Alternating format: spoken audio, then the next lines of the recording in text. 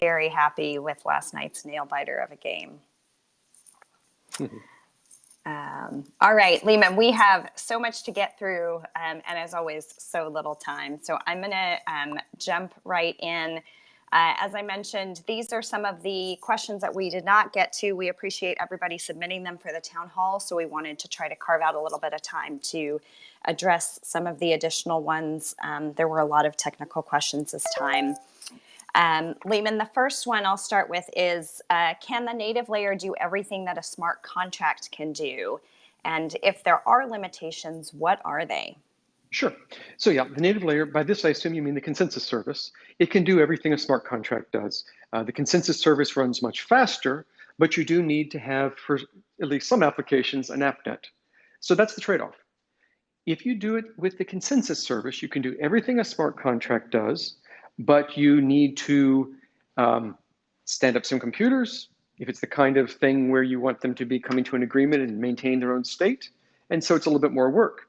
Now, the good news is that you can use any of the systems out there like Hyperledger Fabric or EA or whatever, and then just have a plugin at the bottom that connects it to this service, in which case it's just sort of flipping a switch, and now suddenly you have the trust of Hedera. But you do have to stand it up. On the other hand, with a smart contract, you have to write the smart contract, you have to use Solidity. You run it on the network and it runs at the speed and cost of a Solidity contract, which is a lot lower cost than other ledgers, but it's still slower. But you don't have to stand up this network, and so maybe it's easier for you.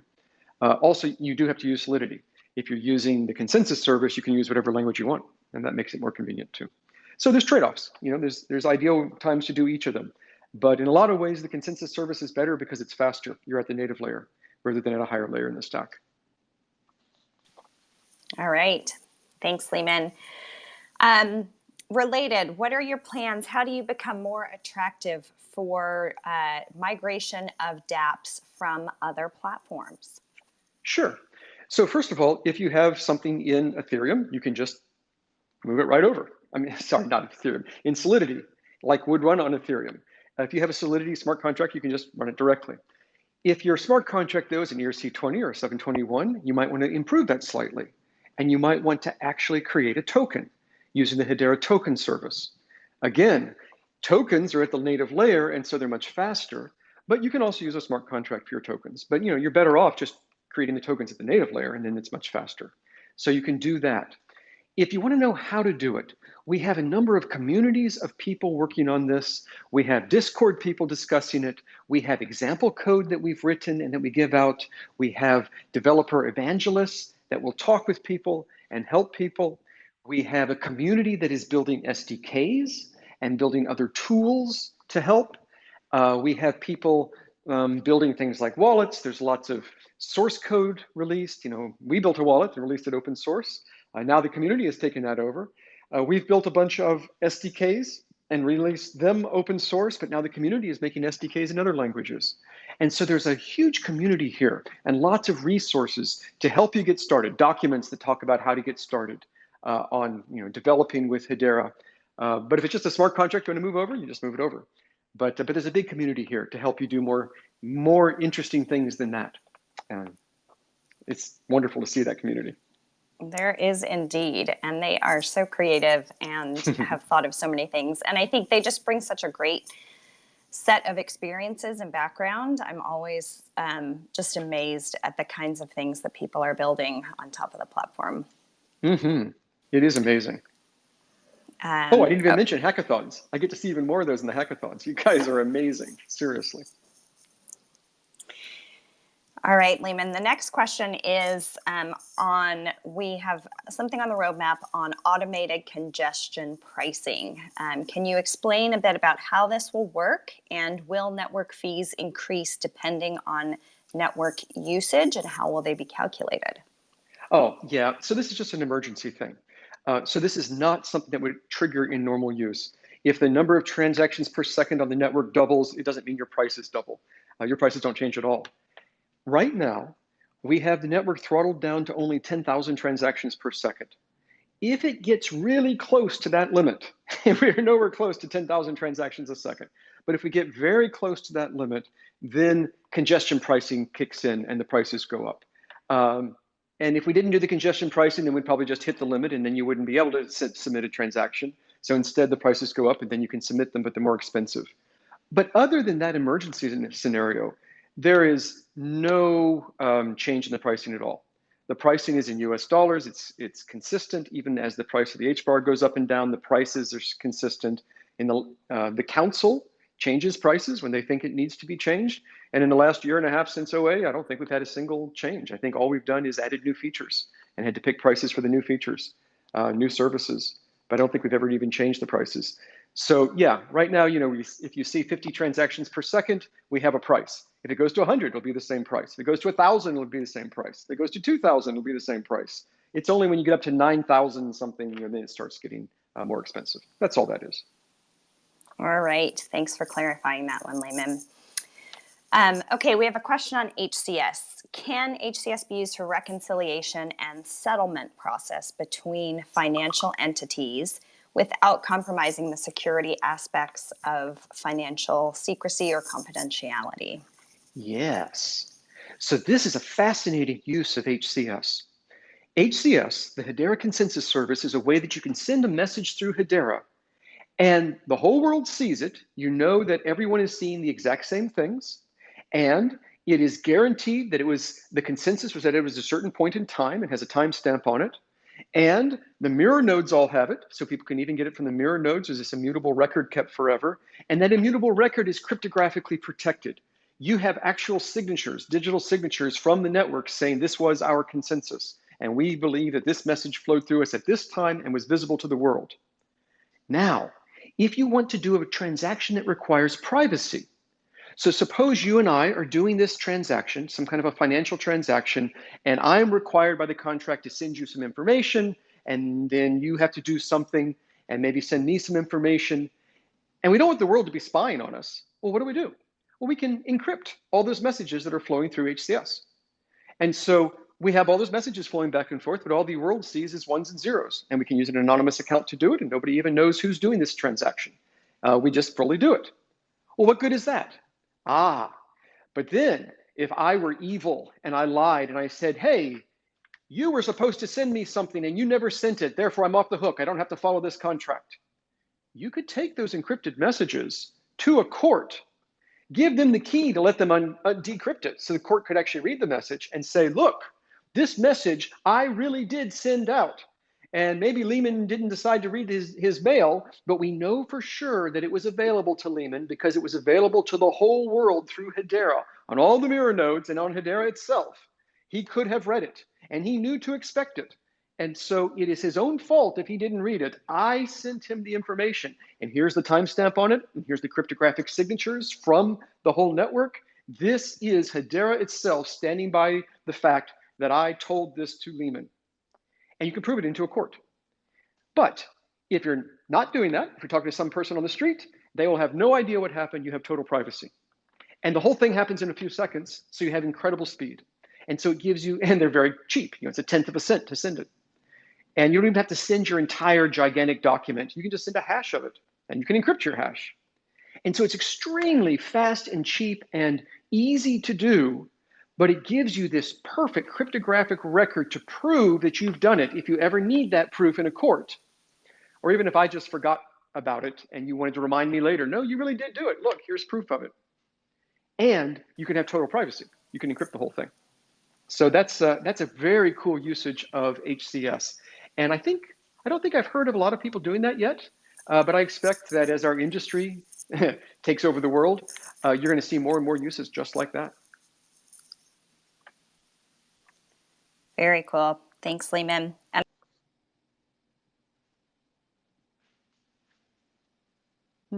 Hello? Can you hear me? I can hear you, Okay. Leemon, but it looks like I might have been cut out. Good. My apologies. Connections a little bit dicey here, but okay. So, the next question comes from the fact that we've talked about how we have nodes on every continent except Antarctica. Does the end user distance from the node matter for nodes when they are actively participating If you are in a specific region, does that have any impact on consensus? Okay. So not exactly, not really. So here's how it impacts it. We could ask for a given node, if you are a client sending your transaction to that node, maybe it's really far away from you. How does that affect how long it takes you to reach consensus and how long it takes you to get finality? And then we could also ask the node you're talking to, if it's really far away from everybody else, how does that affect it? So here's the answer. You will have a slight delay when you go to that node, and you can pretty much get to any computer on Earth in less than a second. So in a fraction of a second, often a pretty small fraction of a second. If you use Elon Musk's system, he's saying 20 milliseconds. So, 500th, 50th of a second. That's a really tiny fraction of a second, and he claims it'll even get better. So, but every place on Earth, I've never heard of any nodes being more than a second to get to them. Maybe if you're behind a country that has a big firewall that really slows things down, you would. But usually you get to it very, very fast. And so what you do is you send your transaction to that node, and there's this fraction of a second before it gets it. Then that node has to gossip it to the rest of the network, and that happens extremely fast because that node gives it to another node, and now 2 of them have it. And then they each give it to 2 other nodes, and now 4 of them have it, then 8, then 16, then 32, then 64, and it explodes exponentially. So if in that fast process, one node, like the starting node, was an extra, even a whole half of a second farther away, which is a huge amount, it has basically no effect. It just delayed you a half second getting into the big group of fast nodes, but once it's there, it spreads it like wildfire through them. And so it's extremely fast. And so your ultimate finality will be several seconds. And the choice of which node you went to is just a fraction of a second. Now that's if you're on Earth. If you're on the moon, it adds another 1.5 seconds for that first hop. If you're on Mars, it could add 45 minutes. Depends on where Mars is compared to Earth. And we'll have that in the future, I think. I think you'll have people on Mars sending messages to the network, and there'll be a 45-minute latency, and you just accept that. But the cool thing is once it reaches one of the nodes, it spreads to all the others really fast, and then they get consensus. And most of the time is all of them talking to each other to reach consensus. And so people who submitted through different nodes end up getting consensus at the same time, except for that very tiny delay at the very beginning, which would add up to less than a second. And so that's kind of how it works. What is bad is if everybody always sends to the same node, then of course you might just get slowed down because there's a lot of people using that node. And so what you want to do is pick random nodes.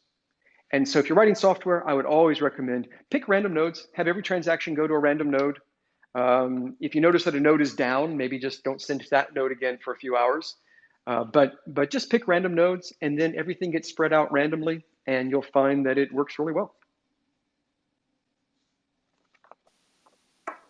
Thanks, Leemon. All right, anyone who needs their transactions to calculate the distance from the moon or to be on the moon, work that into your applications, please. Okay, Leemon, this is sort of a a nomenclature question. The average observer hears the word transactions in the context of the cryptosphere and thinks that are 1.2, I think 1.3 billion transactions now means 1.2 billion cups of coffee were paid for. While that sounds like a delicious amount of coffee, do you think we would be better suited to talk about Hedera in terms of processing IT events instead? And why or why not? Terminology is always a problem. And in our industry, we even have contradictory definitions of terms. Is a hard fork a good thing or a bad thing? Well, if it splits the network, it's a bad thing. But every single time you update the software, that's a hard fork. That's a good thing. We have lots of terms that are used different ways. Some people use blockchain to refer to a DLT in general. Some people use it just to refer to a blank chain of blocks. So is Hedera a blockchain? There's different ways of defining it. Same thing with transactions. The standard term in this field is, in our community, is transactions. Is that clear to an end user, a random person who's never heard of a blockchain before, never heard of a ledger? I don't know, maybe that's misleading. Your transaction may not be buying a service from Starbucks, but it is buying a service from the ledger itself. And so it really is a transaction in a very real sense. It's not a bad word. We could try to make up other terms like IT events, but I'm not sure the average user knows what an IT event is. I'm not sure that I do. Every alternative term we make up, you'll have different definitions for it or different ways of understanding it. I think that the best thing for us to do is to just help people understand. I mean, talk them through it, give them explanations, try to explain it in simple language for them. And we're not the only field that has confusing terms. Like in physics, a black hole can be white. It can be bright white while it's exploding, while it's evaporating at the end. Cherenkov radiation is when something that can't go faster than light goes faster than light. Light, photons are massless, yet they have relativistic mass. All these words actually sound contradictory. And this is true in every field. You have technical terms and they sound contradictory. We should definitely be doing, I love what you're thinking here, is let's make things as easy for the lay people to understand as possible. And I think we should do that. And so anytime we have a chance to explain things to new people, we should do so in ways that are as easy for them to understand as possible. And if you're talking to someone who works in an industry where IT event is a term they're really familiar with, then you should use that when you're explaining it to them. I think it's on all of us to try to educate the best we can. Yep. Know your audience, Yeah. right? All right. This next one, given how much cyber criminals are in the news recently, how much havoc they have wreaked on the traditional internet, Leemon, as you thought about the security of the network, what kinds of bad actors did you have in mind when establishing the concepts of hashgraph security? And are they individuals, groups, companies, nation states, all of the above? Any insight into your thinking there? Yes. Are we thinking about individuals, groups, companies, or countries? Yes, absolutely. No, seriously. The whole, Yes. everything we do starts with worrying about security. Anytime we talk about a new feature, the first thing we say is, what are the different attacks that can be done on it? And if we can't find a way to harden it against all the attacks we can think of, we will not do the feature. And we have made choices purely based on attacks that we've been able to think of. Everything we've done, the hashgraph algorithm itself was started by the math question of, could you make something resilient to certain types of attacks? Could it be ABFT, not just BFT and not just hope for the best? And that was saying specifically, when you say A in ABFT, asynchronous Byzantine fault tolerant, what you're saying is that I assume some of the nodes in the network are attackers. They're going to be malicious. They're going to lie when they send out messages. They're going to try to flood somebody with messages. They're going to try to start a conversation and then never end it and see if that ties them up forever. They're going to do everything malicious they can think of to hurt you when they're talking to you. And then we assume that the attacker also controls the internet. So the A in ABFT means maybe you're in a country that has a firewall around it, and you're talking to someone in a country that doesn't have a firewall around it, so there's a firewall between the two of you. What if the firewall stops things? And you can say, well, if it completely cuts off communication, then we should survive, as long as if only a few of us go down. But what if it's more malicious than that? What if it is trying to make some of the packets slow and some fast and change the order? And what if it's doing it in a very malicious way? And what if they own one of the computers in the network, and so they know everything the network's doing, and they can very maliciously craft their attack? This is the exact kind of thing we're looking at. And we also have to worry about things like DDoS attacks. It is possible for an attacker to do what's called a distributed denial of service attack, a DDoS attack. And what they do is they go in to hack into little computers around the world. And when I say computers, I mean things like printers or security cameras or baby monitors. Everything in the world has a computer these days. They hack into a whole bunch of them, and then they make them all send messages at the same time to one computer on the internet. And they just flood it with so many packets that it can't talk. It can't hear what legitimate people are saying, and it can't talk out to legitimate people, because you have to have some handshakes as you're talking. So it is just shut down, essentially, for as long as the attack continues. Now, of course, if an attacker shuts down every node in your network, then your network shuts down. But you should never have them shutting you down if they only attack one or two nodes. This is why it's such a big deal that we don't have leaders. And this was from the very beginning why we didn't even consider having leaders, where one node is the leader that puts everything in order, and we take turns being leaders. There are lots of systems that do this, and they say, hey, we're really fast. Well, of course you're fast. Everyone sends their message to the leader, and the leader sends out back out with the right order. Done. The problem is the attackers could do DDoS attacks on the leader, which would shut down the network. And you could say, well, we take turns. Wait a few seconds or wait a fraction of a second. We'll have a new leader. Yeah. But remember, we're taking into account attackers who own one of the nodes in the network. We're assuming that, which means they know who the leader is. And they can just keep redirecting the attack and play follow the leader. And so we have always been worried about these things. And that was just in the Hashgraph algorithm itself that we were worried about these things. We were also worried when we designed the council for what kinds of attacks could happen. We said, what if a government tries to shut it down? If we have all of our leadership in one country, or if we have most of our nodes or most of our hashing power or whatever in one country, then the leadership of that country could be nice and just kick you out of the country, or they could be not nice and take over and cause the network to act maliciously and then completely destroy the network because they have most of the nodes. So we've said we wanted it to be in different countries around the world. And so we have our nodes and our council, our governing people are spread around the world. And we wanted transparency because we are worried about malicious people doing things in smoke-filled rooms that you don't know about.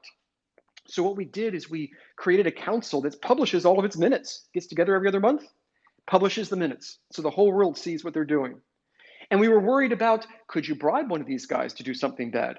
So we only go with very large players, big companies or big universities, top 10 university in the world, that kind of thing, so that it becomes very hard to bribe them to do it. And we worried about becoming ossified. What's going to happen? We're planning for the 100 years. From the beginning, we were worried about even attacks that might take a decade. And so from the very beginning, we said it could become this small little cabal that becomes very ingrained and never, has all the power. And so we said, no, we're going to have term limits. And so they will continually be turnover in the council, and we'll have new members. And so we even have diversification, decentralization in time. And that was because of various attacks, the different attacks I've been talking about. We were worried about attacking from, say, one of the governors or one of the nodes that are or one of the governors, I should say, that are not caring about their reputation. They just want to make a quick buck. But the big organizations we have are all caring a lot about their reputation. And it'd be very hard to bribe them or for them to do something malicious that gets out, and they'd be willing to do it. And so we've dealt with that attack. Or even if all of the organizations were in the same industry, or they were all schools, they were all telecommunications, or all banks, you could have a problem with them colluding because they're all in the same industry. And so we had them in different industries. So everything about the algorithm, everything about the governance, everything about the new features we're adding, the very first thing we start with is what are all the different attacks? And we say nothing is ruled out. Every kind of attack, every kind of hacking is what we think about.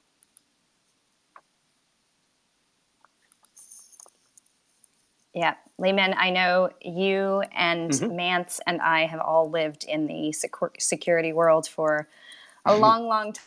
And so, that is front and center in everything. And I think in some ways, maybe we could have an entire session on that, but that might be more depressing and realistic than than we want to tackle. Oh, well. All right. We are going to try to get through as many of these as we can. Okay. The internet may be one of the greatest models we have of a decentralized platform. And, we have talked at Hedera a lot about being the trust layer of the internet. Leemon, can you talk about why you think the existing internet was so successful and how perhaps some of the lessons from that have informed our strategy for adoption? Yes. So fundamentally, the internet was about being able to share information. Share it with people that you know and also share it with strangers. So, a website is sharing information out to the strangers, and email is sharing with someone you know. The whole purpose of the internet was to make sure that information could be shared. And this was a pent-up need that the world maybe didn't even realize it had. And the effects of the internet on society and on business and on every aspect of our culture is enormous. It's hard to even imagine. We're all glued to our phones right now. If your phone didn't have an internet connection, nobody would be glued to their phone. Okay, maybe the internet's bad. Uh, but, but this is the case, right? I'm glued to my phone all day because it connects me to the world through the internet in ways that wouldn't have happened otherwise. But it is clear that the problem it solved, it only half solved. Yes, I can get information out, but how do you know I'm giving the same information to two different people? Yes, I can put information on a website where everyone can see it, but how do you know that information is going to change over time in a legal way? You want, if you have a bank account, you want your bank account to change over time as you send people money, but you want to make sure that you can only send the money if it's you doing the sending. And so you want an immutable record of everything that's happened, but you want the current state to only change according to the rules. The point of a smart contract is that its state only changes according to the rules of the language and of the smart contract you've written. And everybody can see the smart contract and know it. And the same thing is true when you send tokens. You need to make sure you have the token before you can send it. And if you try to send it to two different people, it only goes to one of them. You don't have double spins. And so the internet was all about sharing information, but it wasn't about trusting the information. And the internet revolution really was just half the revolution. The other half, that there is even more unimaginable demand for in the world, is that, yeah, we can share information, but can we trust the information? And so this is what distributed ledger technologies in general, blockchains, ledgers in general, are doing. And this is what Hedera really wants to do.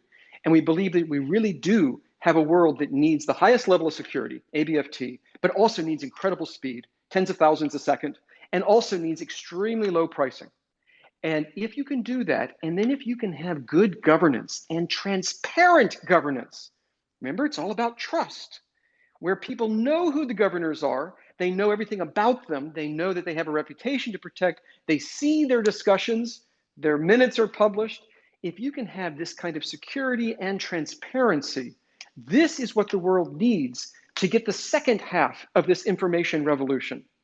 You need an internet to get the information out, and you need a ledger to make sure that it is trustworthy. Also, as a side note, I should point out that the key of the internet, internet means internetwork. The idea was we had a whole bunch of computer networks that used all sorts of different technologies, token ring and other weird things. And the bright idea was, well, we should connect them to each other. So the internet wasn't a new network. The internet was a network of networks. It was an internetwork. And I think we'll see a lot of good things coming out of ledgers connecting to each other, having bridges between ledgers so that you can move tokens and other things between ledgers. And we'll see more and more of this over time too. And it will help the industry the same way the internet, being an internetwork, helped that industry.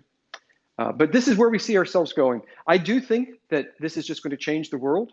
And everything we've done with Hedera is to make it a 100-year company that can be a utility for the whole planet to help provide this need. And this is where we are.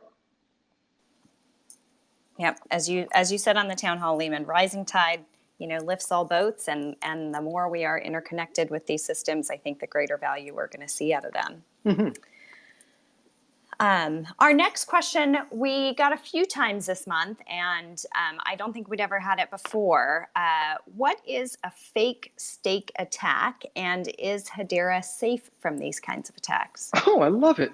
I love all these technical questions. I'm so glad we're doing this because we didn't have time in our town hall to cover all these technical questions. This is so good.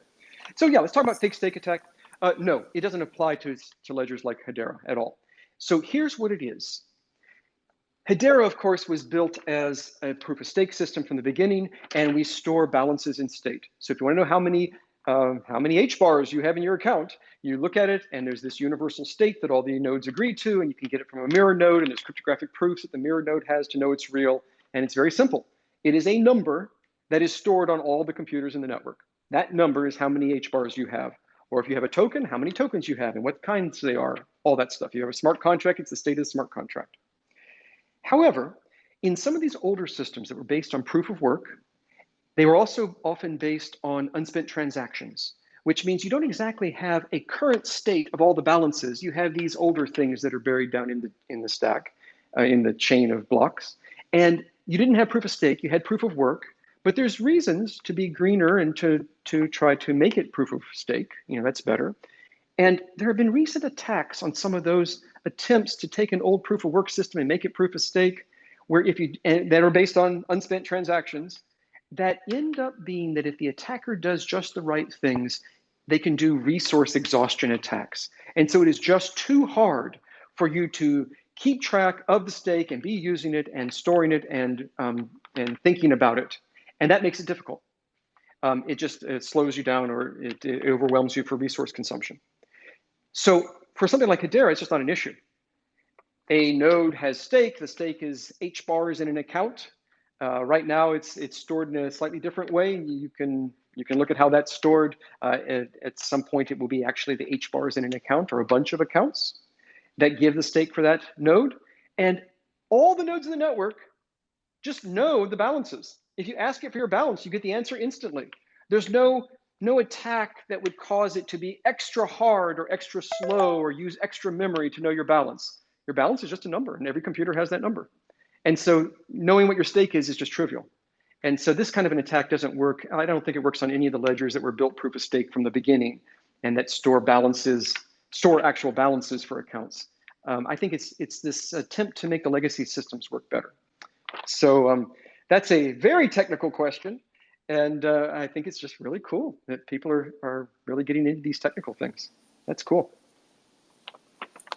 All right. Well, we're going to keep that train going. Okay. What is the motivation for wipe transaction and freeze account transaction? And what are their intended uses in different scenarios? And I think this person is asking in the case of CBDCs, and when you think about, political control, control by authorities, is it possible to avoid usage by some of those different parties in a neutral technology, and I don't know what this last part means, and an API call? I'm not sure, but I understand the question. So this is an excellent question. When you create a token, the person who created the token, what kind of power should they have over it? And the answer is they should be able to choose how much power they have over it. If you write a smart contract that has tokens like an ERC20, you have the ability to modify that smart contract when you write it to give you infinite power, to steal tokens from people, to freeze their tokens, to turn off the whole system, whatever. You have the ability to put all sorts of backdoor powers for yourself in the smart contract. And in some sense, that's fine as long as everybody knows about it. So for example, if I wanted to have tokens that I give my friends that let them get into my house, right? If I had an electronic door lock and somehow tokens let you get in, then of course I should maintain all the power. I should have the ability to revoke a token from a friend. I should be able to have the ability to freeze their account so they can't use the token to get into my house. No problem. On the other hand, if you're building a CBDC, you probably don't want to have the ability to do those things. Or maybe you do, but some people would prefer a country that doesn't. If you're just creating a typical ERC20 and an ERC721 kind of thing, you're just creating a token, usually you're going to find that it's most useful if you don't give yourself infinite power over it. And so what does Hedera do? We give you the ability when you create the token to set it up any way you want, in a way that's visible to the world, you can't keep it secret, and you can't change your mind later.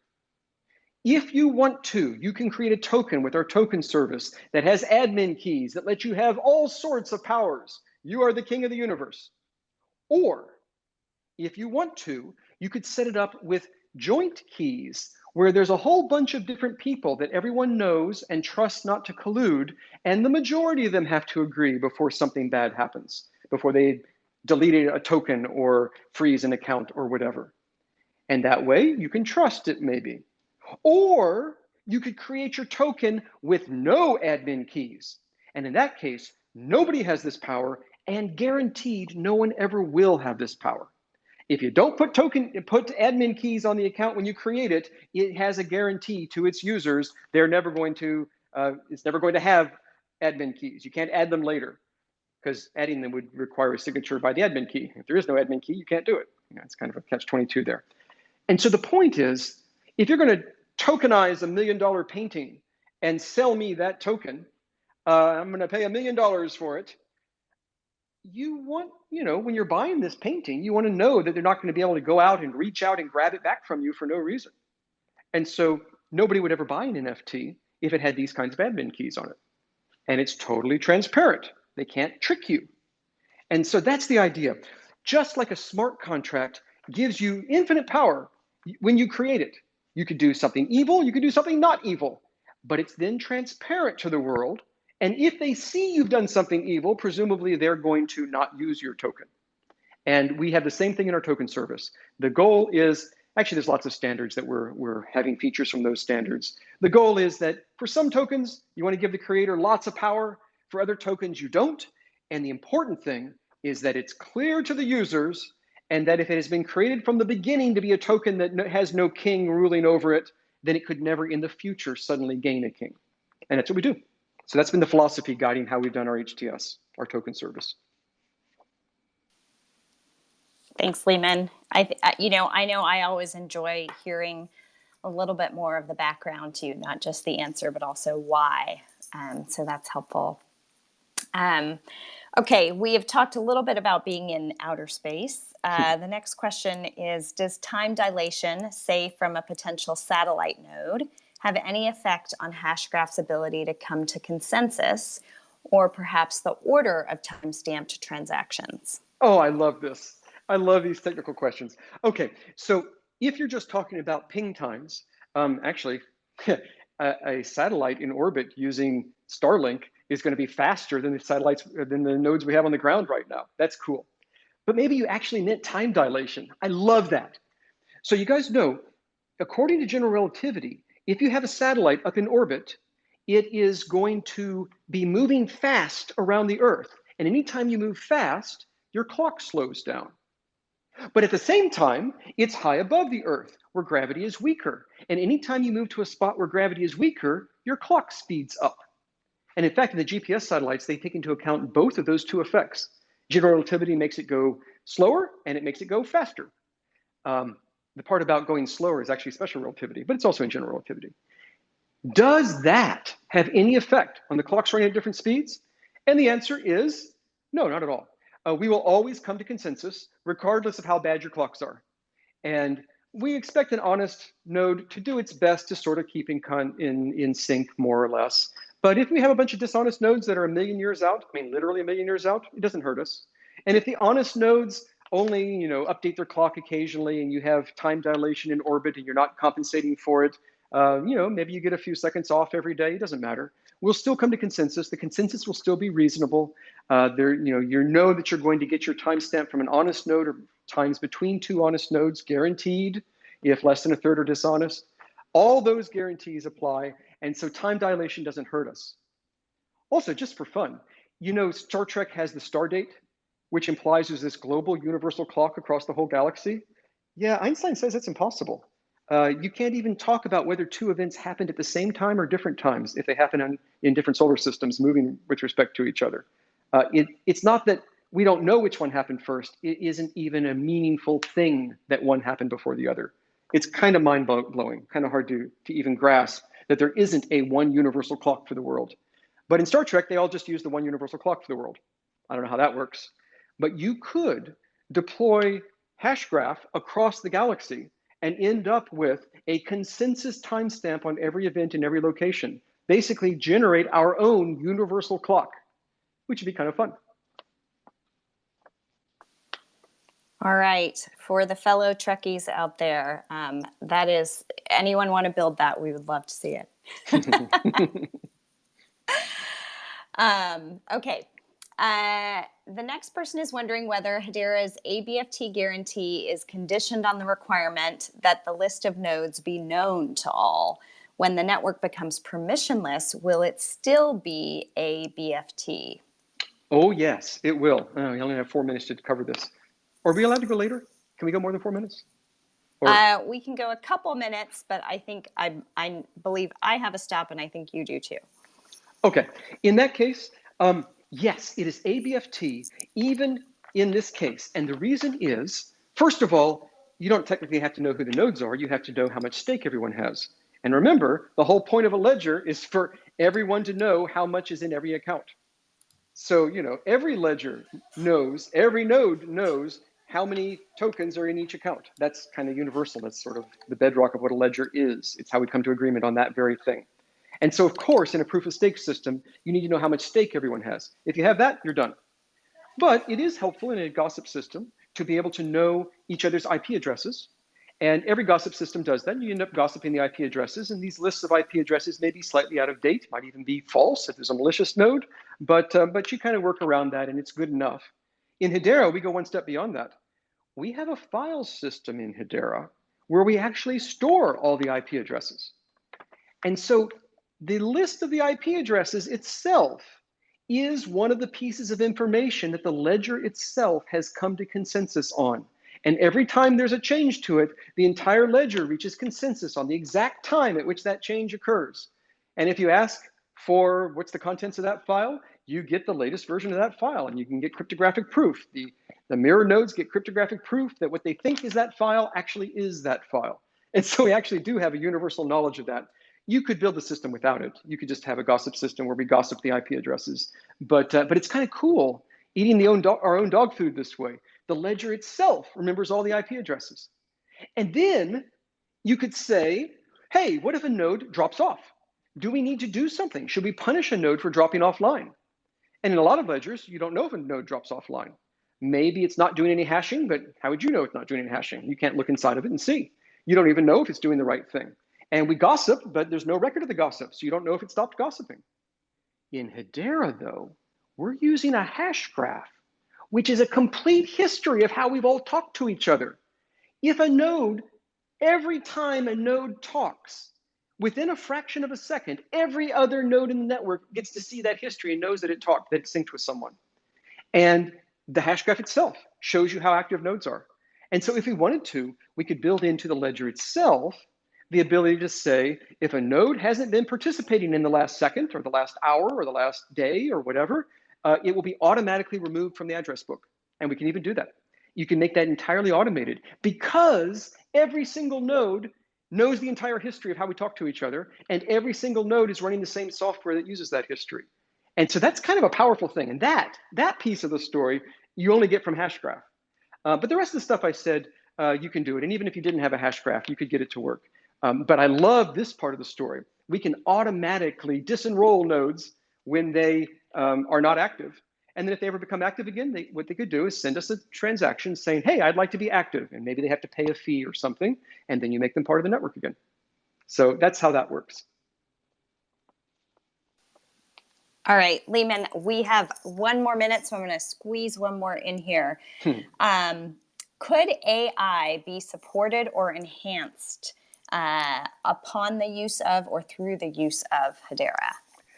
Yeah, so this is fascinating. My background was actually AI. My PhD was actually in AI stuff. I love AI stuff. It's really cool. So maybe. One big thing in machine learning is you need lots of data. So we have to manage these data sets. But if a malicious person can corrupt your data set, it causes real problems. You can end up with having an AI system that is racist or that just hates you, just you individually. And you would never know it, but it's because they corrupted the data set. And so there is use for maybe storing things about the provenance of the data set. And maybe important people sign it, and that is stored in a way that's visible to everybody, and we can all know for sure what it is. You could store the data set itself in the ledger, or you could just store hashes of it and metadata about it. Just like we think it is important to keep track of the provenance of food and drugs and diamonds and things, we could say it's important to keep track of the provenance of the training data for AI. And there's a lot of other things along this line. As we go to a world of IoT, we're going to have more and more AI doing things and learning things and sharing data. And I think ledgers can be involved in sort of the address book of how they find each other, the identity system for when IoT machines have identities, and for authenticating the information, or at least agreeing that everyone has agreed on the information and we're all seeing the same information. All those different levels, I think that you can see ledgers and Hedera being part of AI. Awesome. Thank you, Leemon.